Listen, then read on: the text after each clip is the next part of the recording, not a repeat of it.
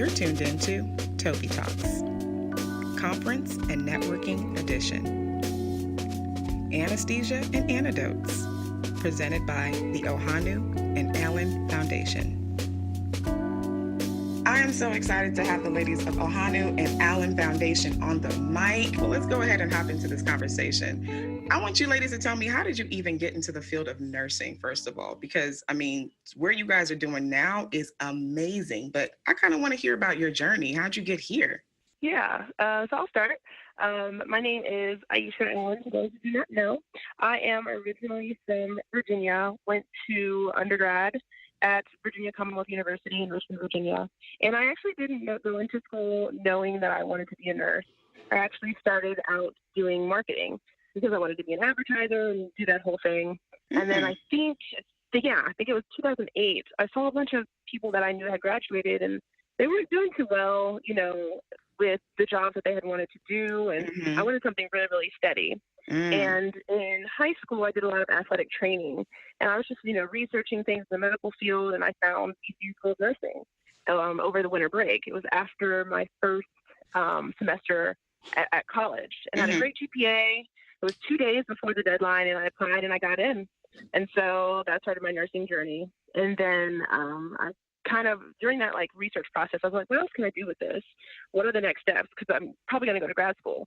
And I saw nurse anesthesia. And so that kind of really affirmed my choice in nursing. And then from then on, I knew that I wanted to do nurse anesthesia. So I kind of kept that in my mind. And every step that I took, every internship, every little thing, I had that in the back of my mind. And I'm now here at Duke University. I have 2 more months left. I graduate in August. Ooh. And then I'll be going into the Air Force. Yeah, I'm super excited. It's been a long 3 years. Congratulations. I'll be going into the Air Force. That is so freaking awesome.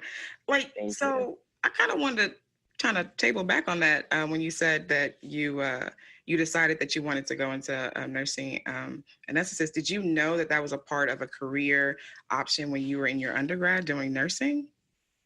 I knew when I researched it from the beginning. I didn't know about it at all before that, but I'm a planner, so I was looking at where else can I go, and the only things that I saw was nurse practitioner and nurse anesthetist, and then I was like, you know what, let's go for anesthesia. That sounds cool. I like science, and that's kind of where it stuck.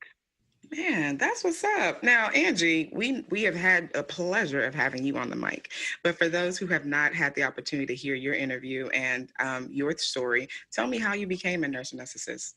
So for those who don't know, I'm Angie Ohanu. I'm also known as Fisha Angie on Instagram. And so I went to high school, and then I met a nurse practitioner, and so that motivated me to want to become a nurse. So I went to Georgia State University, where I received my BSN and graduated in 2013. And at that time, I was encouraged to look into nurse anesthesia. And at that point, I started positioning myself into the pediatric intensive care unit because I knew I didn't want to do adults, but I still want to go to CRNA school. And that was my ICU experience prior to starting my master's in nurse anesthesia, where I graduated from Augusta University in December of 2017. So I've been practicing now for a little over a year in the Atlanta area. And I love it. I work at a level 1 trauma center, so I do a little bit of everything, pediatrics, obstetrics, adults, and a vast majority of specialties. I don't prefer to do OB, but it's something that I am grateful for that as part of my training. And now it's so crazy because if it wasn't for feeling like I didn't see myself represented in the profession, I would have never went on Instagram, which is actually how me and Aisha met. Yes, and that's exactly what I want us to hop into because, of course, being millennials, there's always this backlash that we're always on social media and we're not connecting, but apparently this Black girl magic and this dopeness started off of social media. So tell me how you guys connected like that. That's so funny. Well, I didn't tell you this, Andy, but literally for the last 20 minutes, I was scrolling through our Instagram messages. It took forever, obviously. I was trying to find our first message that we sent, or how we first connected. Yeah, but I don't know if it was deleted, but the first one I could see was in February of 2018. I think we kind of we definitely probably exchanged messages and comments before we started trolling, each other. But we kind of just connected probably in someone's comment section And then we would like send videos and stuff back and influence each other and like comment and like just hype each other up, like over like the littlest things, like girl, your eyelash is cute, like just right. That's what I'm talking about. That Black girl magic on social media, when you just be motivating each other, like, girl, yes, look at them brows, slay. That's like, that was such a, I love that. I love that's how you guys even connected. So what brought you guys to the point where, I mean, y'all have started this amazing foundation and y'all doing anesthesia and anecdotes all through the cities. How did y'all get to that point? Well, it's funny you asked that. So like Aisha was saying, we started just communicating via social media, and then we ended up exchanging numbers. I think it got to the point where both of our individual brands were growing, and so I think we were taking longer to respond. And so we're like, hey, let's just exchange numbers. And it kind of continued via that way. And then we finally met in, I want to say, was it April of 2018 in person at an anesthesia conference. And it was like, OMG, Aisha, this is dope. And she is online in person. I was like, oh, yo, she's going to be my girl for life. And that was, I feel like at that point, we kind of knew like we wanted to probably do something together, but we both had shared with each other that we were really passionate about wanting to create a scholarship. And we kept talking about it. And then eventually I think we were just talking like, well, let's just do it. Why not? Like, what's stopping us? I love the story behind this because it's not like, oh my gosh, y'all were like BFF for like 5 years, but this is something that the passion of nursing, the passion of being a nurse anesthetist brought you guys together to actually want to do something for the community.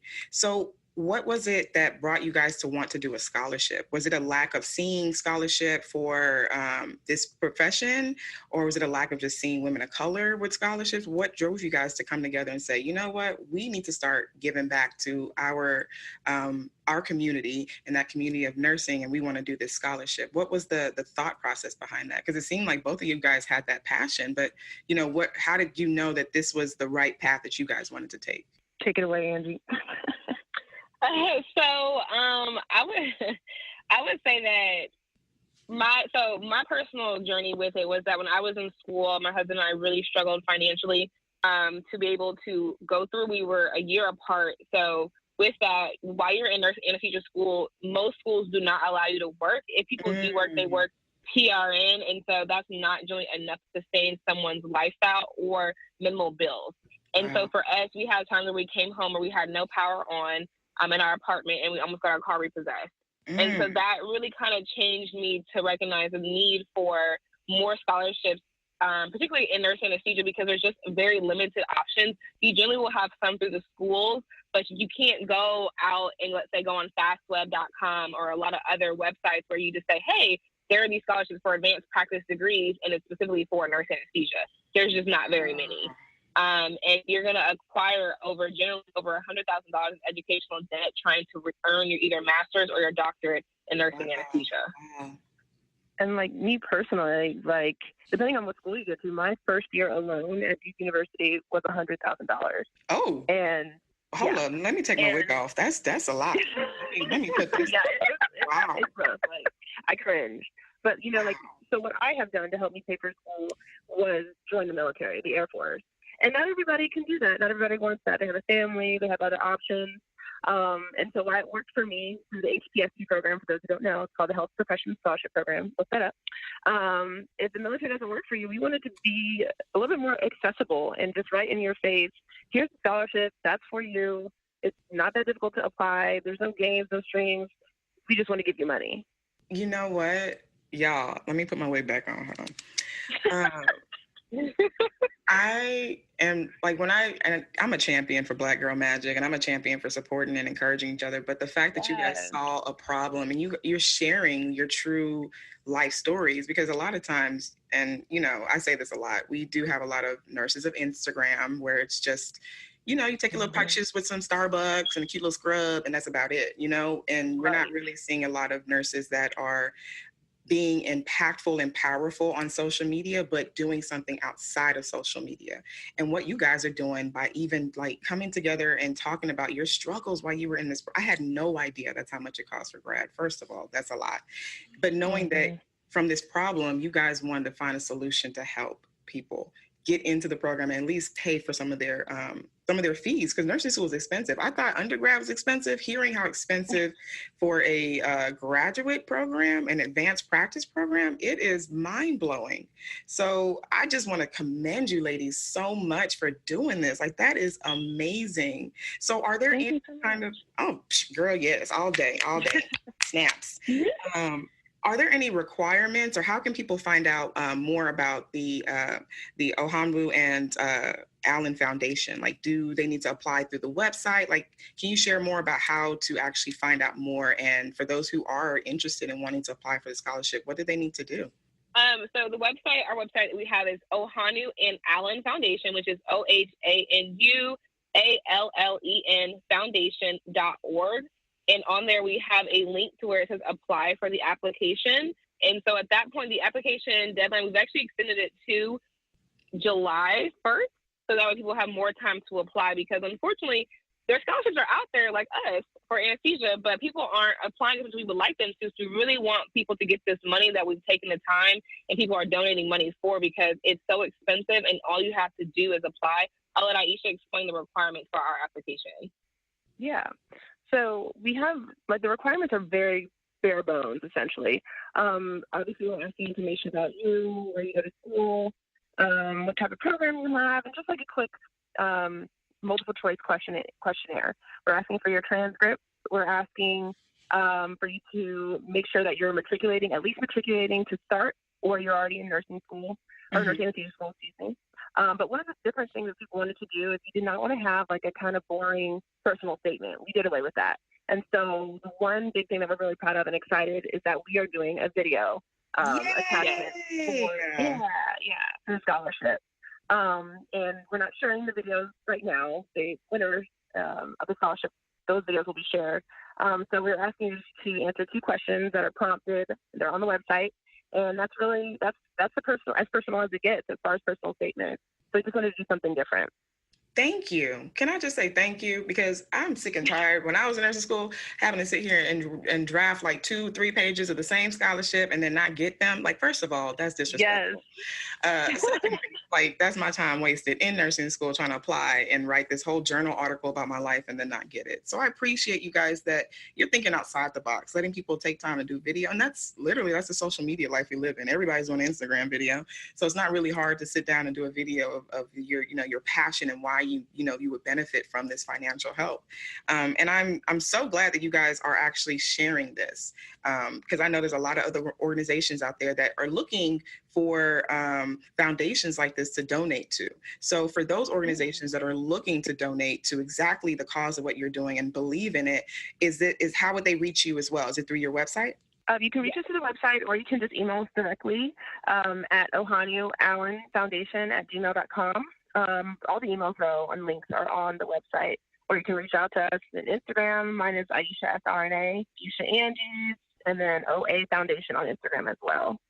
Yes. And I really want to make sure that you guys know how to donate, because we're here in this change of healthcare and transformation of health, but we're not seeing a lot of minorities reflected in a lot of these positions as well. So I think it's beautiful that you guys are doing this. And I wish and I hope that listeners are knowing exactly where to come to you guys to donate, so you can encourage more nurses in this profession to be more diverse, to see more of our representation in our hospitals and in our clinics and within our community. But I definitely want to go ahead and hop into this amazing event you guys got going on. Please tell me, what is Anesthesia and Anecdotes? Because I heard y'all were turning up in Atlanta, and I want to know what that's about. Wow. So Anesthesia and Anecdotes is an event that the Ohanu and Allen Foundation, we're abbreviated called OAF.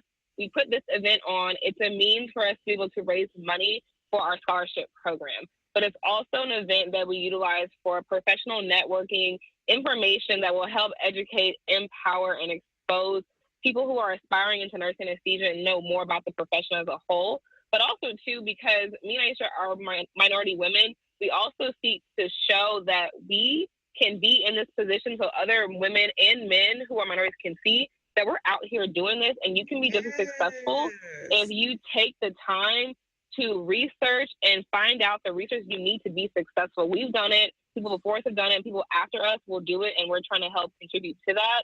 And we use Anesthesia and Anecdotes to be able to provide that to the audience, and we definitely share all of it across our social media platforms.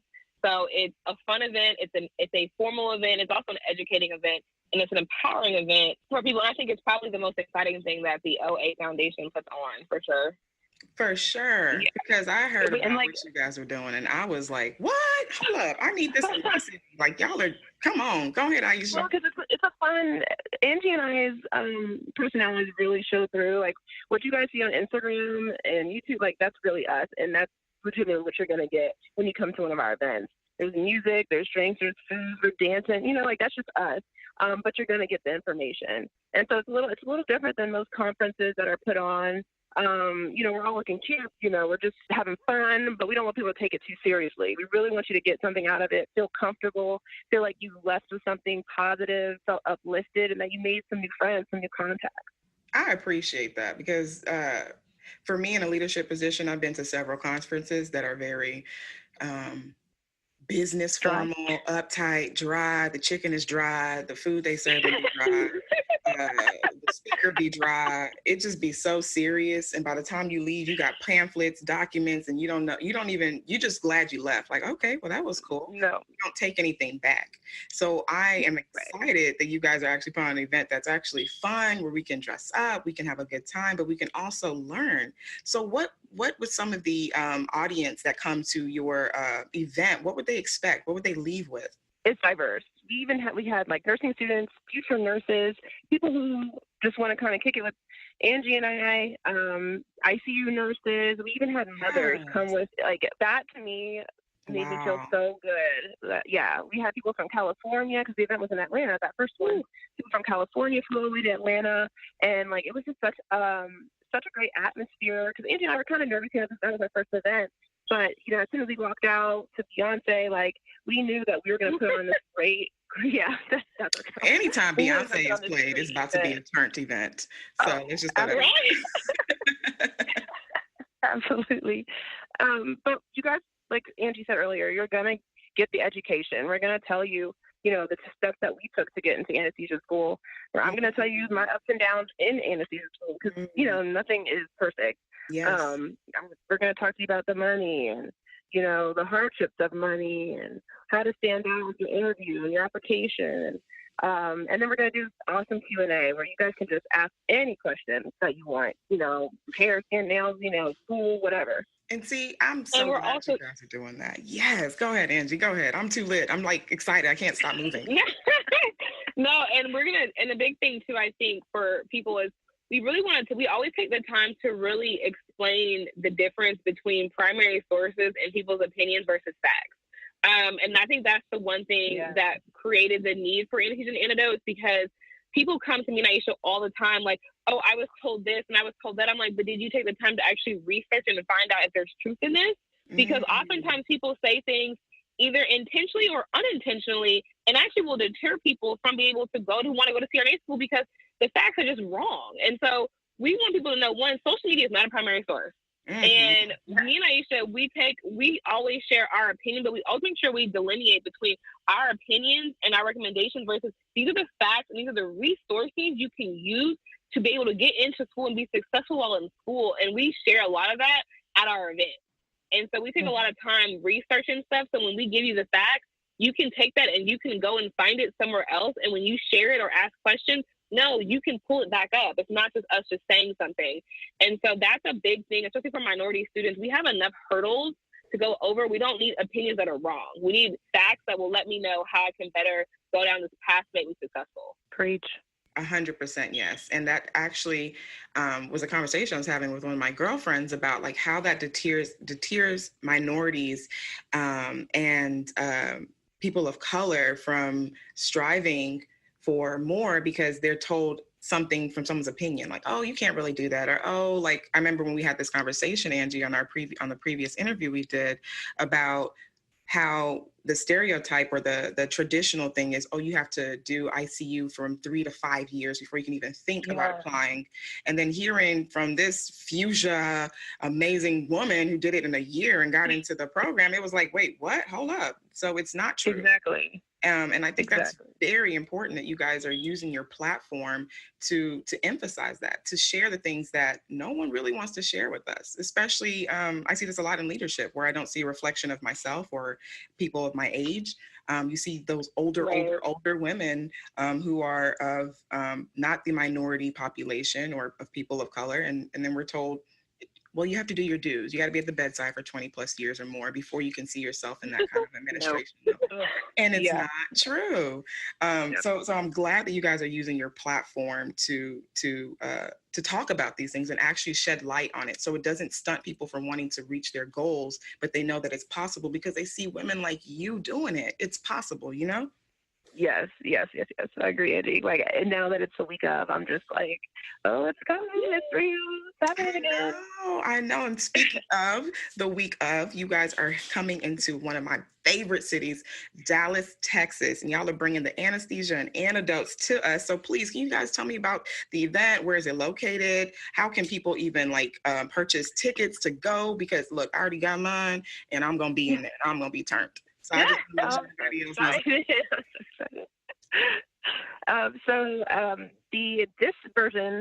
edition of the Anesthesia and Anecdotes is in Dallas. Our first event was in Atlanta. This is our second event. We don't know where we're going to be going after this yet. So you gotta just get these tickets now while they're there. Where you know it's going to be Dallas at Stir. In stir it up. On June 8th, on Saturday, June 8th. Turning up. And the time, what time is it going to be? Is it going to be in the evening, afternoon? What is the time frame of the actual event? Yeah, so it's from 1 p.m. to 5 p.m. Every ticket has a drink included, appetizers. Fancy? Yes. Oh, come on. Free drinks on deck. Right. Audience likes to, we're grown and educated. We like to do a little bit of both. Thank you. Because let me tell you something, these big conferences with the dry chicken, they don't be having alcohol. So I appreciate y'all for actually throwing in some things that people actually like to do at conferences and networking. Exactly. And so we do a little networking, mixing and mingling at the beginning, and then we get into the workshops and things. Saturday, June 8th, 1 p.m. to 5 p.m. Get your tickets on the Eventbrite platform. The links can be found on our website, ohanuallenfoundation.org, or in all three bios that I mentioned earlier, Aisha SRNA, Fuchsia Angie, or OA Foundation on Instagram. Aisha, spell out Aisha SRNA, people who don't know how to spell it. Yeah, so it's AISHA. SRNA. Thanks, Angie. Sorry. So, FUCHSIAANGIE, Fuchsia Angie, and then OA Foundation, OAFOUNDATION. Spelling A1. Wow, yes. Girl, spelling A1, because the way my dyslexia is spelled slipped up, I messed that up a long time ago. But you guys, you can also catch all this information definitely on tobytodge.com.